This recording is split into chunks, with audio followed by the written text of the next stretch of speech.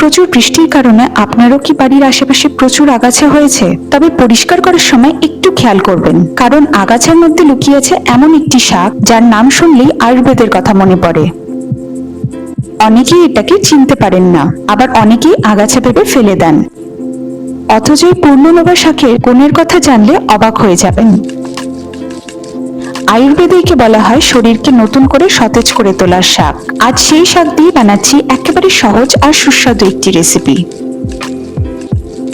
প্রথমে শাকটাকে বেছে নিয়ে ছাড়িয়ে খুব ভালো করে ধুয়ে নেব।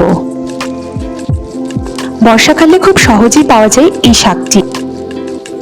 আয়ুর্বেদে বহু বছর ধরে এটি শরীরের নানা উপকারিতার জন্য ব্যবহৃত হয়ে এসেছে। বলা হয় এটি শরীরের অতিরিক্ত জল জমে যাওয়া কমাতে সাহায্য করে, হজম শক্তি ভালো রাখতে সাহায্য করে এবং শরীরকে ভেতর থেকে সতেজ রাখতে ভূমিকা রাখে।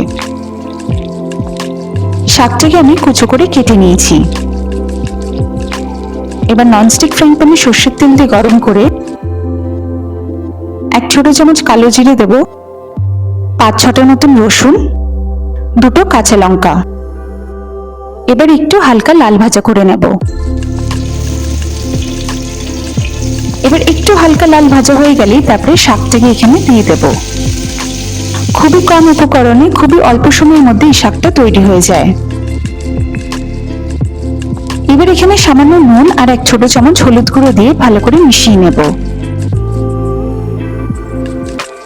একটু কিছুক্ষণ ঢেকে রাখবো, ওই ধরুন 1-2 মিনিটের মতন। তারপর ঢাকনাটা সরিয়ে দেখবেন নিচে থেকে একটা জল বেরিয়ে এসেছে। আর কিন্তু আমরা কোনো জল এখানে দেব না, ওই অল্প জলেই এটা ভালোভাবে সেদ্ধ এবং রান্না হয়ে যাবে।